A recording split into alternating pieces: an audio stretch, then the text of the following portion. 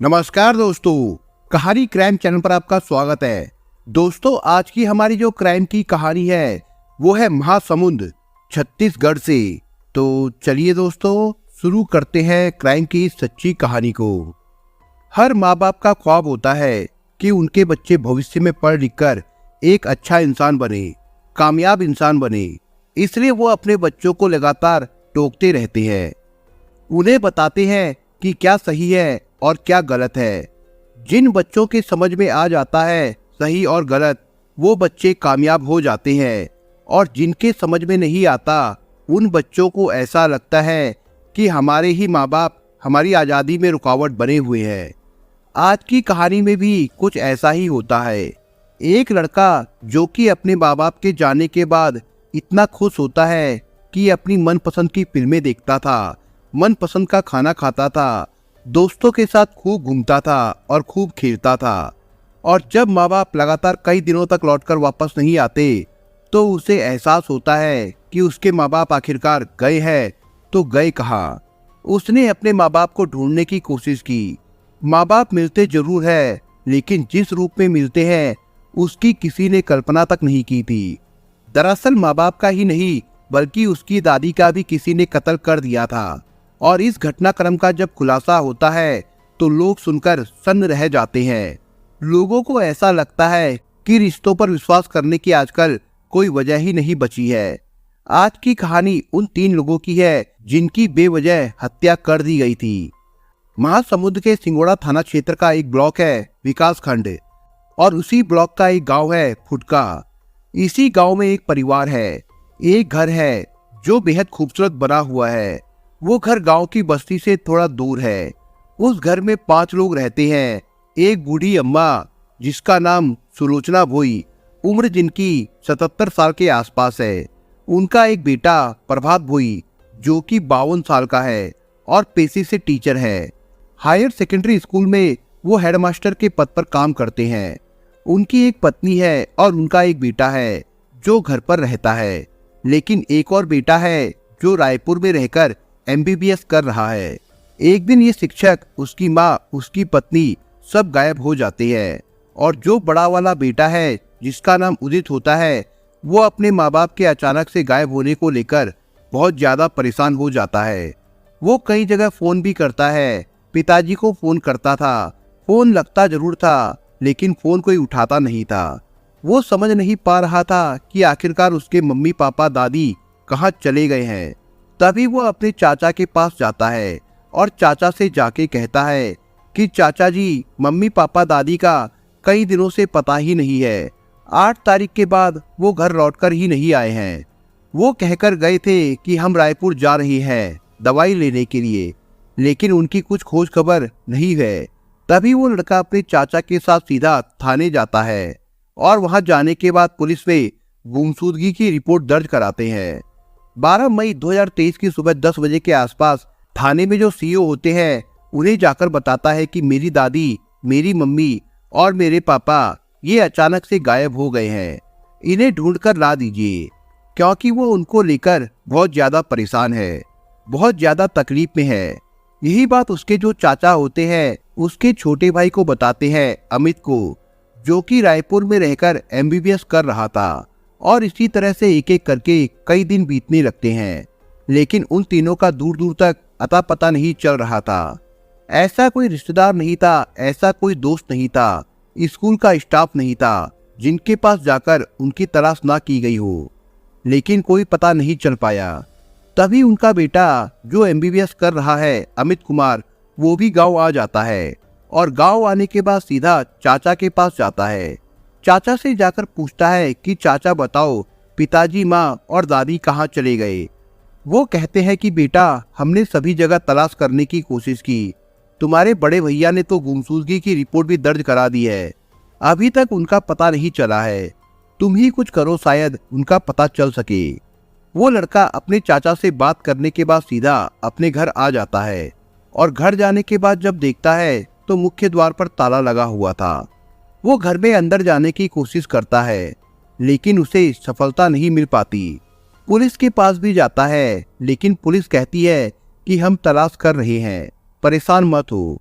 कई घंटे बीत जाने के बाद फिर से वो घर जाता है, लेकिन घर पर फिर भी ताला लगा हुआ था।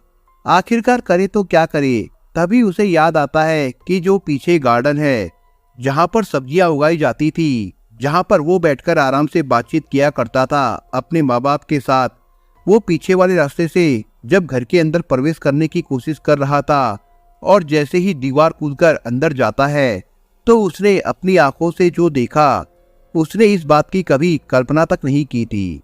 दरअसल उस जगह पर जहां पर घास होती है वहां पर कुछ हिस्सा ऐसा होता है जो कि जला हुआ था और वहां पर कुछ हड्डियां पड़ी हुई थी। उसने इधर उधर तलाश करने की कोशिश की तो पता चला कि वहां पर खून के धब्बे भी पड़े हुए हैं। अब सीधा अमित थाने जाता है और थाने जाने के बाद कहता है कि तुम्हारे पास जो 12 तारीख को रिपोर्ट आई थी गुमशुदा होने की, तो क्या आपने घर जाकर देखने की कोशिश नहीं की और ना ही घर की तलाशी लेने की कोशिश की? घर जाकर देखिए कि वहां पर क्या क्या हुआ है। तब पुलिस भी दौड़ते हुए जाती है और उस घर में पहुंचने के बाद देखते हैं कि चिता जलाकर किसी को बिल्कुल हमेशा के लिए नष्ट करने की कोशिश की गई है।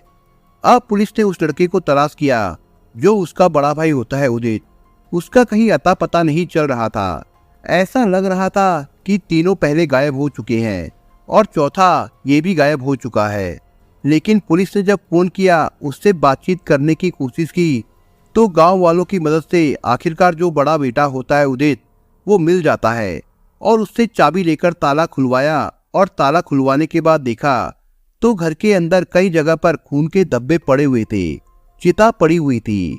अब वो पीछे वाले रास्ते पर जाकर देखते हैं तो उस रास्ते पर भी खून के धब्बे पड़े हुए थे और फिर वहां फौरन एफएसएल और डॉग स्क्वाड की टीम को बुलाया जाता है। ये टीमें वहां पहुंचकर जांच पड़ताल करना शुरू कर देती है। कई ऑफिसर भी मौके पर आ जाते हैं। एक तरह से पूरा एरिया पुलिस छावनी में बदल जाता है और गांव में जाकर वो पूछताछ करते हैं कि आखिरकार तुम लोगों ने कुछ देखा नहीं? तभी गांव के लोग कहते हैं कि हम 2 दिन से देख रहे थे, इस घर से लगातार धुआं उठ रहा था, लेकिन क्यों उठ रहा था उन्हें पता नहीं, क्योंकि ये घर गांव से काफी दूर जो लगता है। अब एकमात्र लड़का जो गायब था, लेकिन पुलिस ने उसे ढूंढ लिया था। जब उससे बातचीत करने की कोशिश कर रहे थे तो शुरू में वो इधर उधर की बातें कर रहा था, पुलिस को झुठलाने की कोशिश कर रहा था, लेकिन पुलिस सवाल कुछ पूछती तो वो जवाब कुछ देता था। इसलिए पुलिस को लगने लगा कि इस घर में जो कुछ भी हुआ है उसमें इसी का हाथ है।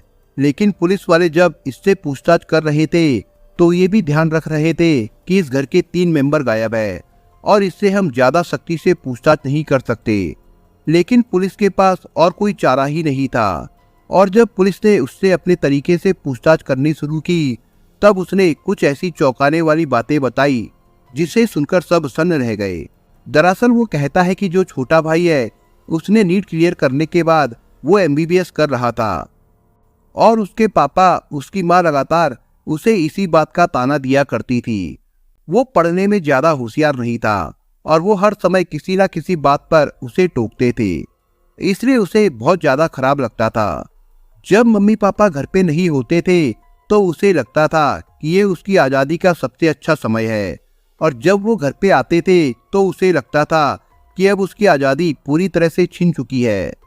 उस लड़के को अपने माँ बाप से इतनी ज्यादा चिढ़ हो चुकी थी कि उस अकेलेपन को दूर करने के लिए उसे नशे की लत लग जाती है। कभी शराब पीता है तो कभी दूसरे तरह के नशे करने लग जाता है और उसने 7 मई 2023 की शाम को अपने घर वालों से कहा कि मेरे पास पैसे कम है, मुझे पैसे चाहिए, मुझे कुछ सामान खरीदना है।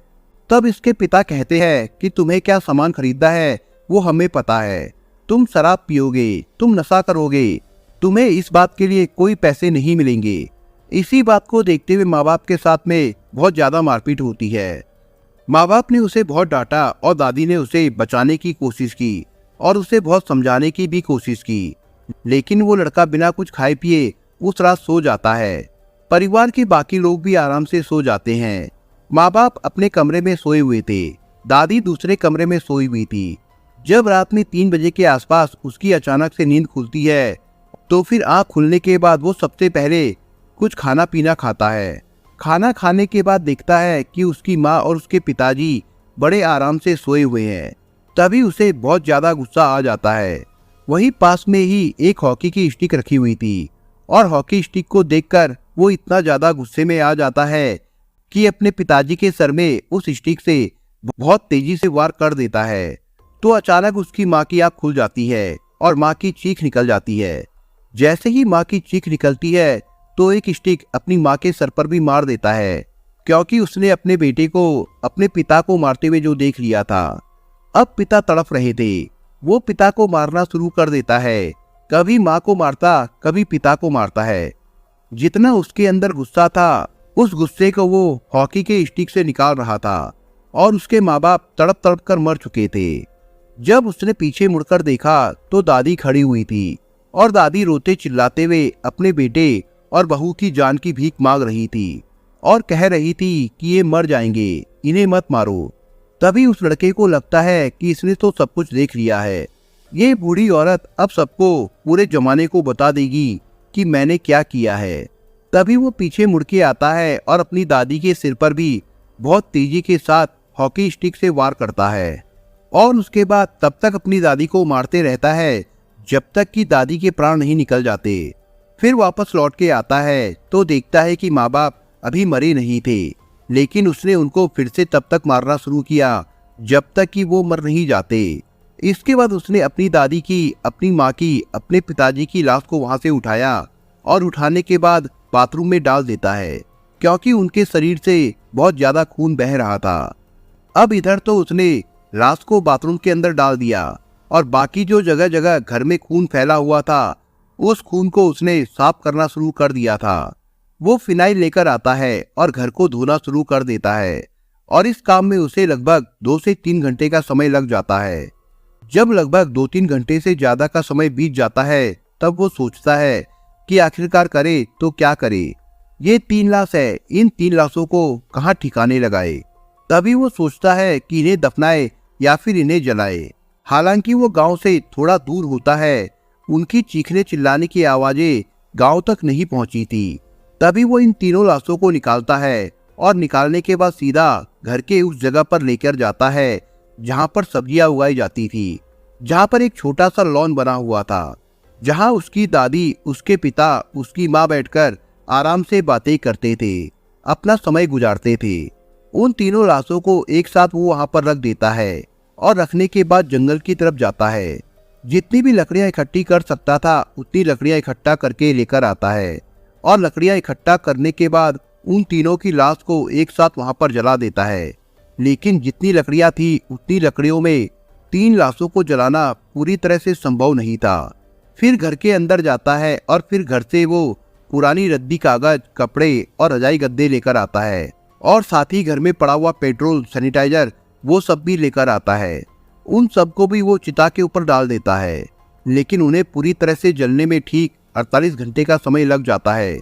48 घंटे के बाद जाकर उनकी हड्डियां तक जल जाती है, लेकिन कुछ अवशेष उनके रह जाते हैं जिसे वो मिटा नहीं पाता। जबकि वो 2 दिन तक इस काम को करता है। उसके बाद फिर से घर से निकलता है अपने पिताजी का मोबाइल लेकर और उसे लगता है कि अब उसे रोकने वाला, टोकने वाला कोई नहीं है। अब वो पूरी तरह से आजाद है। ना ही उसे कोई पिक्चर देखने के लिए रोकेगा, ना ही उसे कोई खेलने के लिए रोकेगा, ना ही उसे शराब पीने के लिए कोई रोकेगा। उसे ऐसा लगता है कि उसे पलंग की जरूरत है, क्योंकि जब पलंग पर वो लेटता है तो उस पलंग पे उसे ठीक से नींद नहीं आई। वो नया पलंग लाता है। उसके बाद उसे लगता है कि अब एक बढ़िया सा मोबाइल होना चाहिए।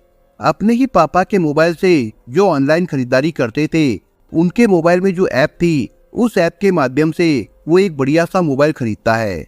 और जब टीवी देख रहा था तो उसे लग रहा था कि घर के अंदर बहुत ज्यादा गर्मी है, तो इसलिए वो एक एसी भी खरीद लेता है। और ऐसे ही धीरे धीरे वो 3-4 नई नई चीजें खरीद लेता है।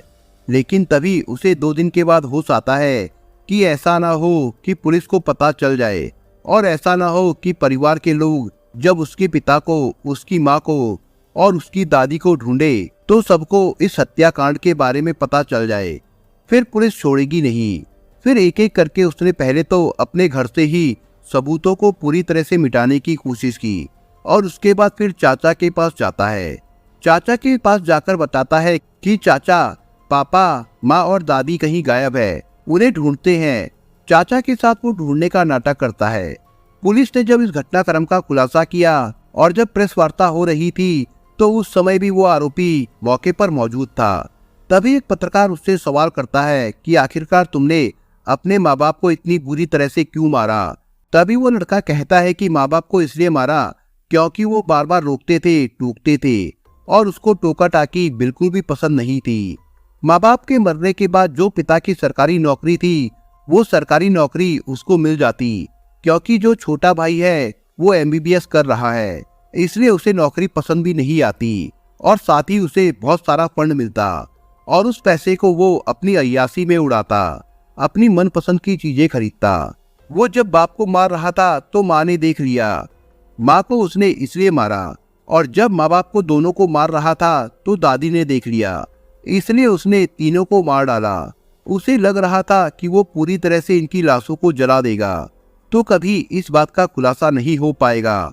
लेकिन ये भी कहा जाता है कि क्राइम को कितने भी शातिर तरीके से किया जाए लेकिन क्राइम कभी छुपता नहीं है। इस कहानी में भी ऐसा ही होता है। थोड़ा सा हफ्ते डेढ़ हफ्ते का समय जरूर लगता है, लेकिन जब घटनाक्रम का खुलासा होता है, जब यही बात सोशल मीडिया पर, अखबारों में और टेलीविजन के माध्यमों से लोगों को पता चलती है तो लोगों का विश्वास औलाद से उड़ जाता है कि ऐसी औलाद होने से अच्छा है कि औलाद ना ही हो तो ही अच्छा है, क्योंकि माँ बाप अपनी औलाद को कामयाब होता देखना चाहते हैं, इसलिए उन्हें वो बार बार रोकते हैं, बार बार टोकते हैं। अपने जो उनके पास खुद का एक्सपीरियंस होता है वो अपनी औलाद से शेयर करते हैं ताकि वो गलती जो माँ बाप कर चुके होते हैं उनकी औलाद ना करे, क्योंकि जब गलतियां करेंगे तो शायद वो सही रास्ते पर न जाकर गलत रास्ते पर जाएंगे। माँ बाप जब उसे टोकते थे तो उदित अपने माँ बाप से इतना नाराज हो गया था कि उसने शराब तक पीना चालू कर दिया। वो अपने दोस्तों से पूछा करता था कि सरकारी नौकरी कैसे हासिल की जा सकती है, मृतक आश्रित कोटे से कैसे नौकरी हासिल की जाती है। शायद उसे किसी ने बता दिया था कि मृतक आश्रित कोटे में नौकरी तब मिलती है जब आपके पिता की सरकारी नौकरी हो और उनकी अपने कार्यकाल में ही मृत्यु हो जाए, तब वो नौकरी हमेशा हमेशा के लिए उनके बड़े बेटे को मिल जाती है। इसलिए उसने इस खौफनाक हत्याकांड को अंजाम दिया था।